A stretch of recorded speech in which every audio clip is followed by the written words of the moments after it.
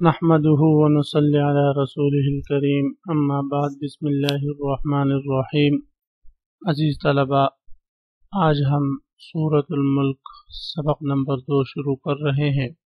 اس سبق میں ہم سورۃ الملک کی دوسری آیت کریمہ کی لغوی صرفی اور ترکیبی حیثیت جانتے ہیں۔ اس کے بعد پھر لغوی ترجمہ، پھر محاورہ ترجمہ اور مختصر تفسیر ہم پڑھیں گے۔ عزیز طلباء، ترکیب پر غور فرمائیں۔ الذی اسم موصول، خلق الموت، یہ جملہ صلہ موصول صلہ مل کر یہ تبارک کے لیے فاعل ہے۔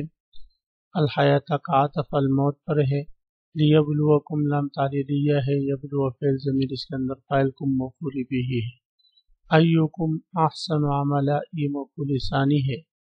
پورا جملہ ایوکم مرکب اضافی مبتدا ہے، احسن یہ اس کے لیے خبر ہے، احسن اس میں تام و ممیز ہے، عملا اس کے لیے تمیز ہے۔ وہ مبتدا، العزیز خبر اول، الغفور یہ خبر ثانی ہے۔ الذی خلق الموت، اس آیت کریمہ میں اللہ رب العزت اس دعوے پر کہ تمام برکتوں کا مالک اللہ ہی ہے، تیسری دلیل ذکر فرما رہے ہیں کہ برکتوں کا مالک اللہ کیوں ہے؟ اس لیے کہ اسی نے تو موت اور زندگی پیدا کی ہے۔ تو جب موت اور زندگی کا خالق اللہ ہے تو لہذا برکتوں کا مالک بھی اللہ ہی ہوگا۔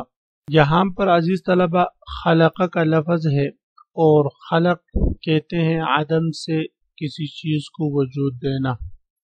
تو خلق کی نسبت حیات کی طرف تو سمجھ میں آتی ہے کہ حیات یعنی عدم سے وجود دینے کا نام ہے، لیکن موت تو ایک آدمی چیز ہے اور وجود کو معدوم کرنے کا نام موت ہے۔ تو اس کی طرف خلق کی نسبت یہ کیسی ہوئی؟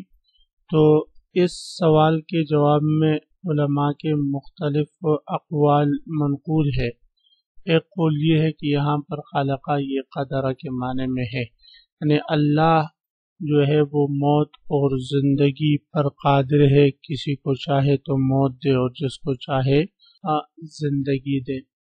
اور دوسرا جواب یہ ہے کہ یہاں پر الموت سے مراد نطفہ بنی آدم ہے، جس طرح کہ سورۃ البقرہ میں اللہ رب العزت ارشاد فرماتے وَكُنْتُمْ أَمْوَاتًا فَأَحْيَاكُمْ، یعنی جب تم اپنے ماؤں کے پیٹوں میں کیا تھے بھئی؟ نطفے کی حالت میں تھے، تم صلب میں تھے، کچھ بھی نہ تھے، تو پھر ہم نے تمہیں زندگی دی۔ تو موت سے مراد یہاں پر نطفہ ہے، اور نطفہ آدم سے اس کو وجود دیا جاتا ہے، تو لہذا اس کی طرف خلق کی نسبت کرنا پھر یہ درست ہوگا۔ تیسرا جواب اس کا وہ یہ ہے جو زیادہ تر علماء نے ذکر کیا ہے، اور معارف القرآن میں مفتی شفیع صاحب نے بھی ذکر کیا ہے، وہ یہ ہے کہ موت اور حیات یہ دونوں ایک وجودی چیز ہیں، اور موت بھی ایک وجودی چیز ہے اور حیات بھی ایک وجودی چیز ہے۔ حیات کا وجود ہونے کا تو ہم مشاہدہ کرتے ہیں، موت یہ ایک وجودی چیز کیسی ہے؟ تو حضرت عبداللہ ابن عباس رضی اللہ تعالیٰ عنہ کی روایت ہے، حدیث شریف میں آتا ہے کہ قیامت والے دن اللہ رب العزت جو ہے موت کو ایک منڈے کی صورت میں پلسرات کے پر پیش کر دیں گے، اور پھر وہاں ذبح کر دیں گے۔ موت پھر اعلان ہوگا کہ موت ہمیشہ ہمیشہ کے لیے ختم ہو گئی۔ تو گویا کہ موت بھی ایک وجودی چیز ہے جس کا مشاہدہ آج ہم نہیں کر پا رہے ہیں۔ اسی طرح ہمارے بہت سارے اعمال ایسے ہیں کہ قیامت کے دن وہ مجسم ہوں گے، ان کو وجود دیا جائے گا، لیکن یہ ہے کہ ہم آج ان کا مشاہدہ نہیں کر پاتے۔ تو اس وجہ سے جب موت بھی ایک وجودی چیز ہے تو اس کی طرف خلق کی نسبت کرنا یہ درست ہوگا۔ اسی طرح لکھا ہے معارف القرآن میں کہ موت یہ نام ہے جسم سے روح کو الگ کر کے ایک دوسرے مقام پر رکھنے کا۔ جب یہی بات ہے تو اس سے معلوم ہوا کہ موت بھی حیات کی طرح ایک وجود رکھتی ہے۔ فرماتے اللہ رب العزت الذی، اللہ وہ ذات خلق الموت جس نے موت کو پیدا کیا، والحیات اور زندگی کو، موت کو مقدم کیا اور حیات کو مؤخر کیا، حالانکہ حیات تو پہلے ہیں۔ تو اس کا ایک جواب تو یہی ہے کہ موت کو مقدم اس لیے کیا کہ موت ہی مقدم ہے، کہ موت سے مراد یہاں پر نطفہ بنی آدم، نطفہ تو حیات پر مقدم ہے، اس وجہ سے اس کو مقدم رکھا۔ بہرحال الذی خلق الموت، اللہ وہ ہے جس نے موت کو پیدا کیا، والحیات اور زندگی، لیبلوکم ایکم احسن عملا، تاکہ وہ آزمائے تم کو، ایکم احسن عملا، بلا یبلو بلان کا معنی آتا ہے آزمانا۔ تو اب یہاں پر بھی بظاہر یہ شبہ ہو سکتے ہے کہ اللہ رب العزت جو ہے وہ ابتلا اور امتحان کی تو ضرورت نہیں، اللہ تعالیٰ تو عالم بکل شیء ہے۔ تو اس کا جواب یہ ہے ابتلا سے مراد یہاں پر جو ہے وہ حقیقت ہے، یعنی اللہ رب العزت نے تمہیں موت اور زندگی دی تاکہ اللہ رب العزت تمہیں تمہارے اعمال کی حقیقت دکھائے، تمہارے اعمال کی حقیقت تم دیکھ سکو۔ ابتلا سے مراد جو ہے وہ ابتلائی اخروی ہے، یعنی اللہ رب العزت آخرت میں تمہیں بتائیں گے اور تمہیں جو ہے وہ گویا کہ تمہارا ایک امتحان ہوگا اور ایک آزمائش ہوگی جب تم اس وقت اپنے اعمال دیکھو گے۔ اللہ رب العزت ارشاد فرماتے تاکہ اللہ تعالیٰ تمہیں آزمائے، تمہیں امتحان میں ڈالے، ایکم احسن عملا، کہ تم نے اچھا عمل کون کرتا ہے۔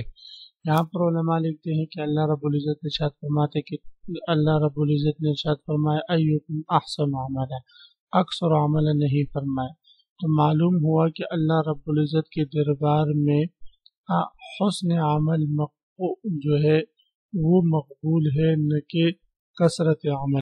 تو حسن عمل پر توجہ دینا چاہیے۔ اب حسن عمل کیسے ہوگا تو اس کے بارے میں مختلف اقوال ہے۔